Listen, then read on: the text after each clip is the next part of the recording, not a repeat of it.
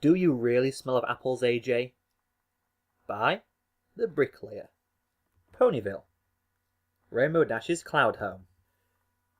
Rainbow Dash, Ponyville's resident, self-proclaimed most awesome mare and one of bolt in trading, had a problem. No, more of a conundrum, really. Yeah, a conundrum was the exact word for it. You see, for the past few days, Rainbow has been pondering a question, day and night really. Now, the question really might have seemed rather silly to most ponies. But honestly, Rainbow was never really known for her infallible logic. Ah yes, dear reader, you're probably wondering what that exact question is. Well, it was a simple one. Did her mare friend, Applejack Apple, really smell like apples? Currently, we found Rainbow snuggled up in her bed, clutching a pillow to her chest. She sighed and rolled over to her other side, desperately trying to fall asleep. Luna's moon shining through her bedroom window. She gazed up at the cloud-constructed ceiling of her home and sighed once more.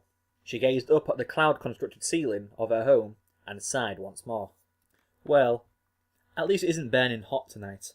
Otherwise my night would be even more miserable than it already is, Rainbow mused to herself, and glanced at the empty spot beside her. Honestly, she didn't really need the double bed, but with the money she made, even as a Wonderbolt's reserve member, she felt the need to splurge a little bit. After all, what was the point in having all that money just lying around if you didn't get the chance every now and again to use it? Can't believe I sounded like Rarity just then, Rainbow mused before chuckling to herself, her mind briefly off the loneliness she felt.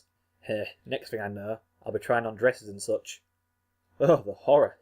But then, her mind went right back to the loneliness of her otherwise empty bedroom. She sighed upon looking at the orange pillow with Applejack's cutie mark embroidered on it, and she clutched it ever so tightly to her chest. It may have been wet some of the time, but honestly, it was no substitute for the real thing. Rainbow knew what she wanted. The real Applejack beside her every night.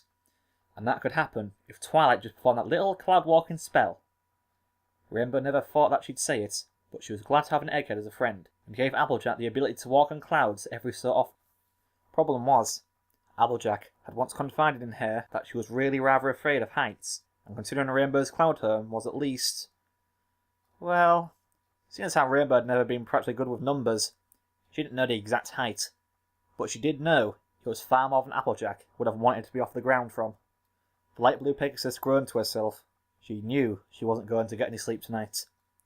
Extending her powerful wings and stepping out to the balcony which was attached to her bedroom, she sighed and took to the air. Maybe a late-night flight would clear her mind.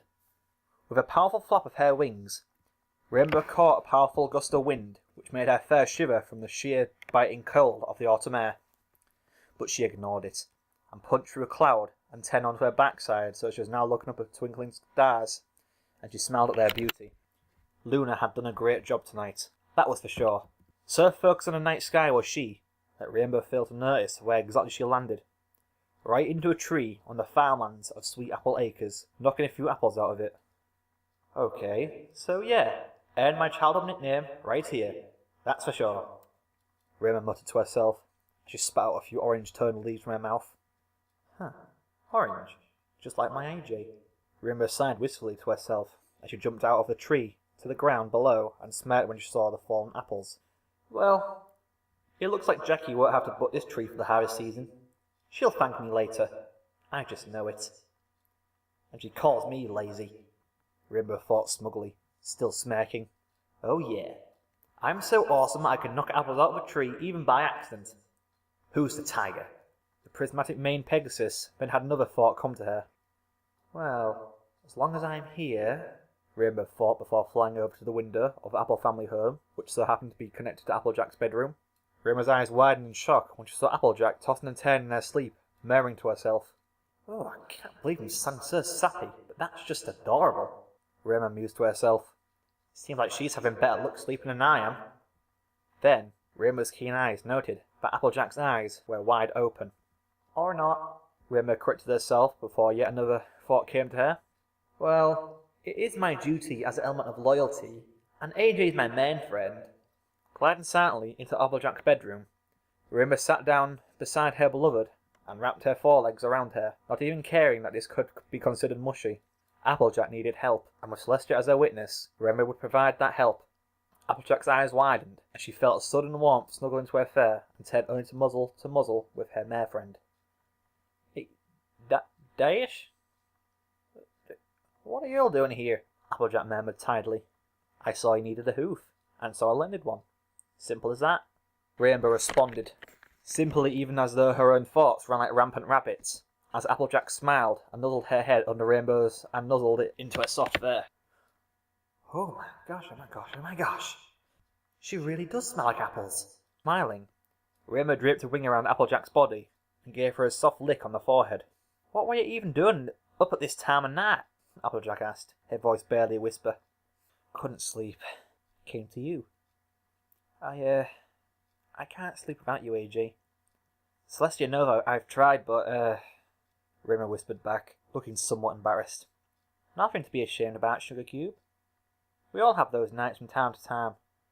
And, I must confess, I can't sleep without you either, Applejack admitted. Gosh, I feel like such an idiot for neglecting you. It's no biggie. I can understand you for being afraid of heights, but I wouldn't force you into anything you didn't want. But for now... Applejack smiled. Yeah, for now. Maybe one day I'll wake up the courage, but for now... Just sit down, shut up, and snuggle up, Sugar Cube, Applejack murmured. And with that, not even a few minutes later, both mares finally fell into the land of dreams, both dreaming of each other. And so they slept. Right on through with the rooster's crow, and when Applejack's younger sister and her Granny Smith got suspicious, as normally Applejack was always up in the first cooked breakfast, both ponies trotted up to Applejack's room and smiled at the sight of both Rainbow and Applejack holding each other tight. Aw, well ain't that sweet, Apple Balloon whispered, before carefully closing the door after Granny had said, best let him keep a little while longer. After all, Celestia knows she deserves it. Come on, young'un, I'll do the cooking this morning. Before they both walked off, with neither Rainbow nor Applejack the wiser as to their little intrusion.